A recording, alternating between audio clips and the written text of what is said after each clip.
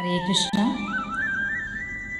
भगवान श्री कृष्ण कहते हैं, हे अर्जुन, ब्रह्मचारी के व्रत में स्थित भय रहित तथा भली भांति शांत अंतःकरण वाला सावधान योगी मन को रोककर मुझमें चित्त वाला और मेरे परायण होकर स्थित होवे। यहाँ ब्रह्मचारी के व्रत में स्थित रहना क्या है? ब्रह्मचर्य का तात्विक अर्थ दूसरा होने पर भी वीर धारण कर उसका एक प्रधान अर्थ है, और यहाँ वीर धारण अर्थ ही प्रसंगानुकूल भी है। मनुष्य के शरीर में वीर ही एक ऐसी अमूल्य वस्तु है जिसका भली भांति संरक्षण किए बिना शारीरिक, मानसिक अथवा आध्यात्मिक किसी प्रकार का भी बल न तो प्राप्त होता है और न उसका संचय ही होता है।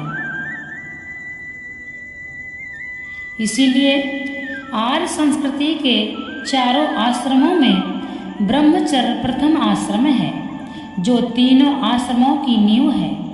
ब्रह्मचर्य आश्रम में ब्रह्मचारी के लिए बहुत से नियम होते हैं, जिनके पालन से वीर धारण में बड़ी भारी सहायता मिलती है। ब्रह्मचर्य के पालन से यदि वास्तव में वीर भली भांति धारण हो जाए तो उस वीर से शरीर के अंदर एक विलक्षण विद्युत शक्ति उत्पन्न होती है और उसका तेज इतना शक्तिशाली होता है कि उस तेज के कारण अपने आप ही प्राण और मन की गति स्थिर हो जाती है और चित्त का एकात्म प्रवाह ध्याय वस्तु की ओर स्वाभाविक ही होने लगता है।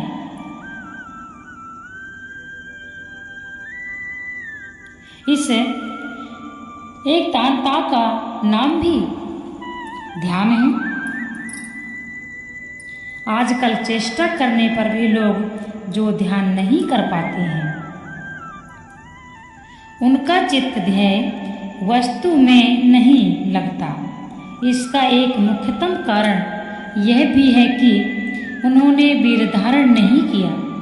यद्यपि विवाह होने पर अपनी पत्नी के साथ संयमपूर्ण नियमित जीवन बिताना भी ब्रह्मचर्य ही है और उससे भी ध्यान में बड़ी सहायता मिलती है। परंतु जिसने पहले से ही ब्रह्मचारी के नियमों का सुचारू रूप से पालन किया है और ध्यान योग की साधना के समय तक जिसके शुक्र का बाह्य रूप में किसी प्रकार का भी क्षरण नहीं हुआ है, उसको ध्यान योग में बहुत शीघ्र और बड़ी सुविधा के साथ सफलता मिल सकती है। मनुस्मृति आदि ग्रंथों में तथा अनन्याय शास्त्रों में ब्रह्मचारी के लिए पालनीय व्रतों का बड़ा सुंदर विधान किया गया है। उनमें प्रधान ये है कि ब्रह्मचारी नित्य स्नान करें, उबटन ना लगावें, सुरमा ना डालें, तेल ना लगावें, इत्र फुलेल आदि सुगंधित वस्तुओं का व्यवहार ना करें, फूलों के हार और गहने ना पहने, नाचना गाना बजाना ना करें, जूते ना पहने, छाता ना लगावें, पलंग पर ना सोवें, जुआ ना खेलें, स्त्रियों को ना देखें, स्त्री संबंधी चर्चा तक कभी ना करें, नियमित सादा भोजन करें, कोमल वस्त्र ना पहने, देवता ऋषि और गुरु का पूजन सेवन करें, किसी से विवाद ना करें, किसी का निंदा ना करें, सत्य बोले, किसी का तिरस्कार ना करें, अहिंसा व्रत का पूर्ण पालन करें, काम क्रोध और लोभ तथा सर्वथा त्याग कर दें, अकेला सोवें, वीर्यपात कभी न होने दें और इन सब व्रतों का भली भांति पालन करें। ये ब्रह्मचारी के व्रत हैं। भगवान ने यहाँ ब्रह्मचारी व्रत की बात कहकर आश्रम धर्म की ओर भी संकेत किया है। जो अन्य आश्रमी लोग ध्यान योग का साधन करते हैं उनके लिए भी वीर धारण या वीर संरक्षण बहुत ही आवश्यक है। वीर धारण में उपर्युक्त नियम बड़े सहायक हैं। यही ब्रह्मचारी का व्रत है और दृढ़ता पूर्वक इसका पालन करना ही उसमें स्थित होना है। विगतभी का क्या अभिप्राय है? भगवान कहते हैं परमात्मा सर्वत्र है और ध्यान योगी परमात्मा का ध्यान करके उन्हें देखना चाहता है, फिर वह डरे क्यों? अतएव ध्यान करते समय साधकों का निर्भय रहना चाहिए। मन में जरा भी भय रहेगा तो एकांत और निर्जन स्थान में स्वाभाविक ही चित्त में विक्षेप हो जाएगा। इसलिए साधक को उस समय मन में यह दृढ़ सत्य धारणा कर लेनी चाहिए कि परमात्मा सर्वशक्तिमान है और सर्वव्यापी होने के कारण यहाँ भी सदा है। उनके रहते किसी बात का भय नहीं। यदि कदाचित प्रारब्धवश ध्यान करते करते मृत्यु हो जाए तो उससे भी परिणाम में परम कल्याण ही होगा। सच्चा ध्यान योगी इस विचार पर दृढ़ रहता है।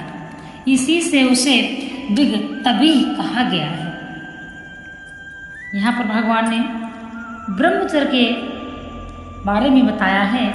ब्रह्मचर्य से क्या फायदे हैं तथा ब्रह्मचर्य क्यों अनिवार्य है और ब्रह्मचर्य में हमें क्या व्रत करना पड़ता है। प्रशांत आत्मा का क्या अभिप्राय है? ध्यान करते समय मन में राग द्वेष, हर्ष, शोक और काम क्रोध आदि दूषित वृत्तियों का तथा सांसारिक संकल्प विकल्पों को सर्वथा दूर कर देना चाहिए।